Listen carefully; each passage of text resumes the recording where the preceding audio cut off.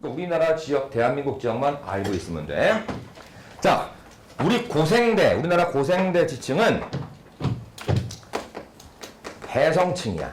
해성층. 주로 해성층인데, 해성층이 뭔가 한번 따져보자. 퇴적 지층을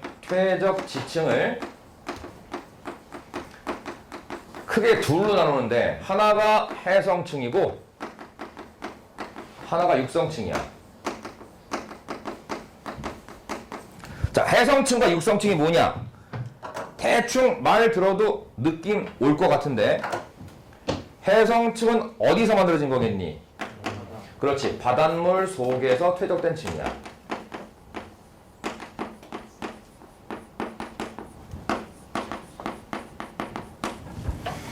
자, 그러면 육성층은 뭘까? 육지 땅 위에 그냥 쌓이는 거야?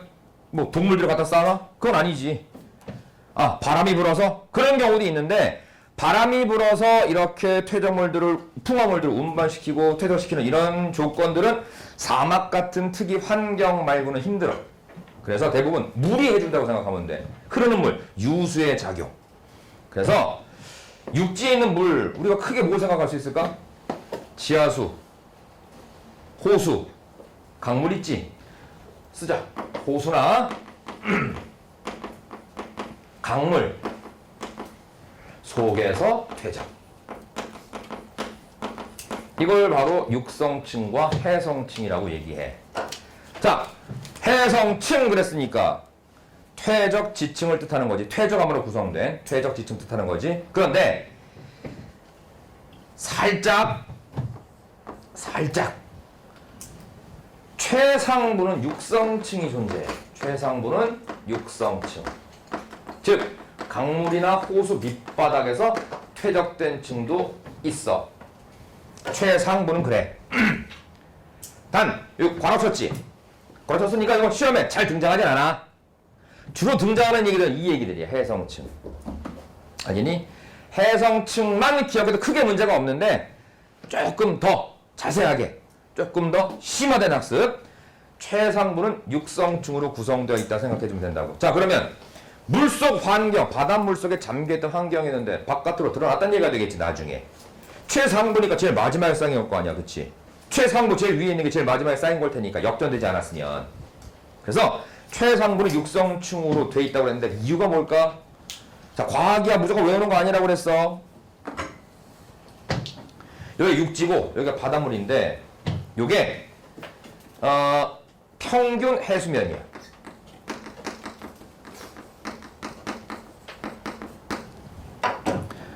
근데 이 평균 해수면이 가끔 낮아지기도 해요, 이렇게.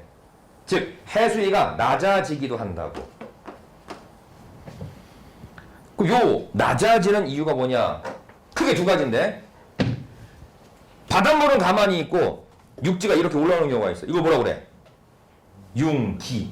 그치? 바닷물 가만히 두고 물은 변함이 없었는데 수위는 그대로였는데 육지가 이렇게 기어 올라오는 경우가 있어. 이거 뭐라 그래? 고개를 살짝 내밀었네? 융기라고 얘기하지. 그치? 융기.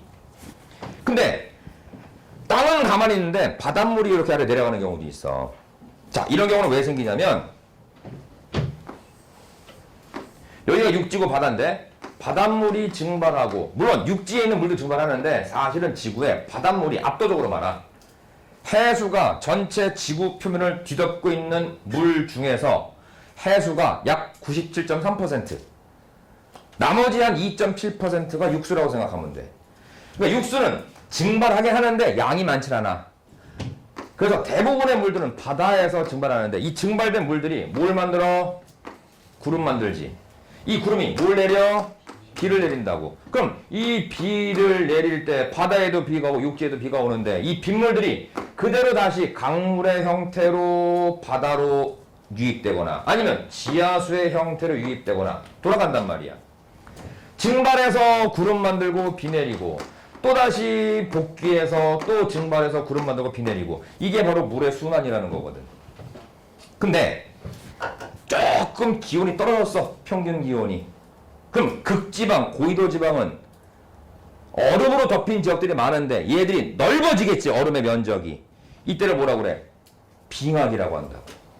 빙하기가 되게 되면 여기 왔던 빗물이 고위로 극점에서 얼어서 이쪽으로 안 오는 경우도 있잖아.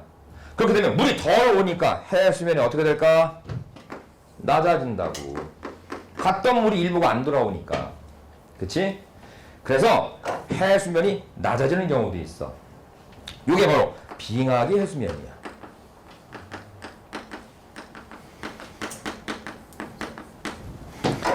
이렇게 땅은 가만히 있는데 해수가 아래로 내려갔어. 해수면이 낮아져서 여기까지가 육지였는데 육지가 넓어졌네. 상대적인 해수면에 하강이 생겼지. 그치? 써두자.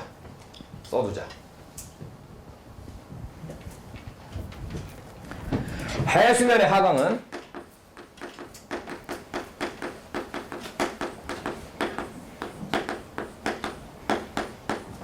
두 가지 경우에 초래되지. 첫 번째, 융기.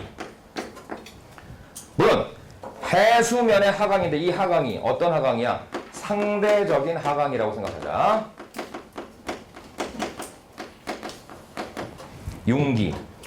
아니면 땅은 가만히 있는데 바닷물이 해수면이 내려갔어. 이걸 뭐라고 하느냐? 해퇴라고 불러. 처음 듣는 사람도 있을 거야. 알아두자.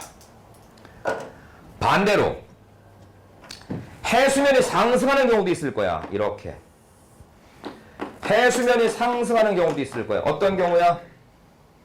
해수면은 가만히 있고 육지가 이렇게 물속에 잠기는 경우가 있겠지. 이걸 뭐라고 그래? 침강. 그렇지. 침강. 해수면의 하강이 상승이지. 상승. 이 해수면 상승도 역시 무슨 상승? 상대적인 상승으로 생각해주면 돼. 왜? 해수면이 진짜 움직이는 경우도 있지만 높아지거나 낮아지는 경우도 있지만 해수만 놔두고 땅에 올라가 내려가는 경우도 있으니까. 그치? 그래서 해수면에 상대적인 상승을 일으키는 요인이 있어. 그게 뭘까? 첫 번째 아까 얘기했던 것처럼 뭐야? 침강. 그리고 이렇게 여기까지가 육지였는데 여기 이렇게 바닷물이 들어왔네. 땅이 좁아졌지. 요거를 해침이라고 불러. 그래서 해수면이 하강하거나 해수면이 상대적으로 상승하는 경우, 해수면의 상대적인 이동은 이런 요인들에 의해서 결정되는데 요게 두 개가 같은 결과 해수면 하강을 유발하게 되고 요런 게 요 두 가지 요소가 해수면의 상대적인 상승을 유발하는 일이라고. 알겠지? 자, 그럼 이거는 요즘 이게 문제잖아. 온난기 해수면. 고위도 극지방에 있던 빙하들이 막 녹아가지고 해수로 유입이 돼. 당연히 물이 많아지니까 바닷물이 불어나니까 해수면 높아지지? 하나 더 있어. 해수의 열팽창. 뭐 한다고? 열팽창. 뜨거우면 입자끼리 멀어져 가까워져. 멀어진단 말이야. 팽창한다고. 이거 나중에 지구 기후변화, 저 뒤에 대기와 해양의 상호작용할 때 다시 한번 얘기할 텐데 미리 얘기했으니까 나중에 좀 더 쉬워지겠지? 됐니? 자, 그러면 다시 가볼게. 최상도가 육성층이라고 그랬어. 어떤 일이 있었길래 바닷물 속에 잠겨있던 땅덩어리가 위로, 육지로 드러나게 된 상황이 생겼을까? 융기가 있었을까? 그렇지, 그걸 맞았어. 물론 융기가 전혀 없었다고 말할 수 없겠지만 우리가 추정하는 그 원인으로 생각되고 있는 거지. 가장 중요한 게 바로 빙하기야. 고생대 말에 뭐 있었어? 빙하기 있었거든. 자, 알아두자. 고생대, 중생대, 신생대 요 세 시기에 빙하기가 있었던 시기가 고생대 말 한 번, 그리고 신생대 말에 신생대 3기, 4기가 나눠지는데 4기에만 4번이 있었어. 즉 고생대 초부터 신생대 말까지 빙하기가 총 5번이 있던 것으로 우리는 파악하고 있다고. 고생대 말에 빙하기가 나타났으니까, 빙하기가 왔으니까 어떻게 돼? 해수면이 아래로 하강하게 되는 요인으로 작용했겠지. 그래서 바닷물 속에 잠겨있던 땅덩어리가 육지화되었다 생각하면 되는 거야. 그래서 최상부는 육성층이다. 즉 고생대 말에 빙하기 때 육지로 드러난 곳이 많더라 이런 얘기가 되는 거라고. 자 그러면 해성층 하면 반드시 연결지어야 되는 암석이 하나 있어. 얘가 누구냐? 중요해. 석회암이야. 석회암. 아까 승범 선생님 잠깐 얘기했었지. 석회암. 그렇지? 그리고 이걸 잘 들으면서 그러면 기억나나? 석회암층도 있고 뭐도 있다고 그랬어? 석탄. 그렇지. 석탄층. 석탄층. 왜 석탄층인지 곧 여기에 나타나게 돼. 자, 석회암은 지구과학에서 굉장히 중요해. CaCO3. CaCO3. 시멘트 원료야, 시멘트 원료. 자, 바닷물 속에 녹아있던 이온이 있어.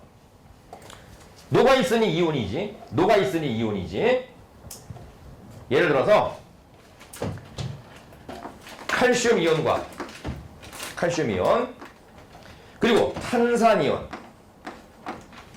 또는 HCO3- 탄산수소 이온. 아 나는 화학 싫어서 지구과학으로 도망왔는데 귀순했는데 또 화학 얘기 나온다. 아 그렇게 지겨워하지 마. 그냥 참고하라고 얘기해 주는 거야. 알겠지? 요렇게 둘이 결합을 해도 CaCO3가 만들어지고 요렇게 둘이 결합을 해도 CaCO3가 만들어지는 거야. 그래서 CaCO3는 화학에서 배울 때 뭐라고 배워? 침전. 무슨 색? 흰색 침전이라고 배운다고. 그래서 석회암이 고생대 해성층이니까 대부분의 땅들이 해성층, 바닷물 속에서 퇴적되고 가라앉아 만들어진 애들이니까 자, 이거 뭐로 배웠어요? 이거 화학적 퇴적암 이렇게 배웠었지, 그치? 근데 또 있는데 화학적 퇴적암하고 또 있는데 기억 안 나? 이 석회암은 화학적 퇴적암이기도 하지만 또 있어. 누구? 그렇지. 유기적 퇴적암. 잘했어. 화학적 그리고 유기적 퇴적암이 되는 거라고. 유기적 퇴적암의 경우에는 생물체 유해랑 관계된 거니까 석회질 생물체 유해가 만들어낸 거라고 봐주면 되겠지. 자, 그것 중에 산호의 화석과 관련 있는 것들이 많아 또. 산호, 시상화석이지. 어떤 환경을 지시해? 온난 천해 환경이지. 저위도의 따뜻한 바다, 적도굴의 따뜻한 바다. 거기 살고 있는 생명체들이잖아, 그치? 지금도 살고 있어. 시상화석이니까 멸종된 거 아니라고, 그치? 어랍쇼? 지금 한반도 얘기하고 있는데 왜 갑자기 적도 부근의 저위도의 따뜻한 바다를 얘기합니까? 그렇게 얘기한다면 내가 오늘 처음에 얘기했던 거 까먹은 거지. 북한은 여기 있었지만 우리 대한민국 어디 있었다고? 남반구에 있었다고. 남반구에 있다가 쭉 올라와서 꽁충들 할 때 어디 지나와야 돼? 적도를 지나와야 되거든. 적도를 지나와야 하니까 적도를 지나올 때 저위도 적도분에 살고 있는 산호 많이 끌고 왔겠지? 그래서 많이 발견되고 있는 거야. 그래서 고생대 지층에서 발견되고 있는 석회암층은 해성층이었기 때문에 만들어진 것이고 그 석회암들은 화학적 퇴적암 그리고 유기적 퇴적암으로 가득 채워져 있다 생각하면 돼. 그리고 아까 잠깐 승범 선생님이 얘기했던 거 최상부가 육성층이라고 그랬지. 제일 마지막에 쌓인 거란 말이야. 그치? 제일 마지막에 쌓인 거란 말이야. 육지에 드러났어. 그러면 바닷속에는 땅덩어리도 이제 육지로 드러났으니까 땅 위에 살고 있는 생물, 식물이 있겠지. 그 식물들. 고생대 말에 번성했던 식물이 누가 있을까? 고생대 말부터 번성했던 식물이 있어. 석탄기 때부터 번성했어. 고사리. 그치? 양치 식물. 맞았어. 양치 식물의 유해가 만들어내는 게 뭐야? 양치 식물 포함한 식물의 유해가 만들어내는 게 뭐야? 석탄이잖아. 그래서 고생대 마지막 최상부층은 석탄층으로 이루어져 있다라고 얘기해주면 되는 거지. 이해됐지? 이해됐지? 자, 그렇다면 이 한반도에서 고생대에 만들어진 이런 해성층 그리고 살짝 육성층도 있지만 이런 고생대에 만들어진 지층들은 우리나라 어느 지역에 분포하고 있느냐 써보고 갈게요. 여기다가 강원도라고 써주면 돼. 그리고 괄호 열고 플러스 충북 단양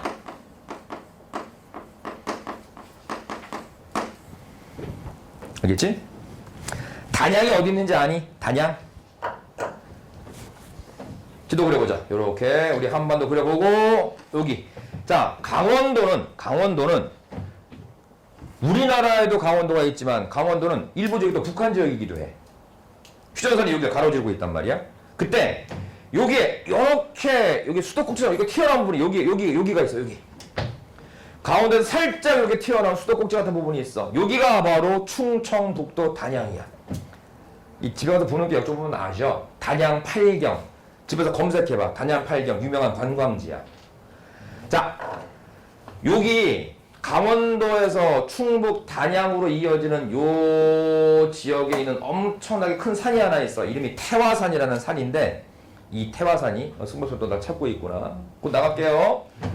요 태화산이 굉장히 길게 분포하고 있는데 여기에 있는 석회동굴 중에 가장 유명한 석회동굴이 고시동굴이야. 왜 고시동굴이냐면 1592년에 발발한 임진왜란 때 고씨 일가가 거기에서 피난을 했다고 해서 붙여진 이름이라고 해.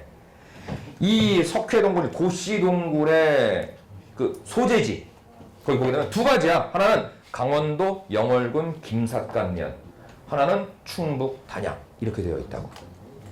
당연히 석회암 지역이니까 석회동굴이 자리할 수밖에 없지.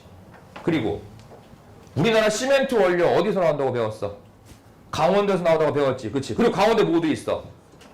탄광도 있단 말이야. 아까 탄광 얘기 나왔지? 그래. 근데 석탄층은 많아? 넓어? 아니면 좁아?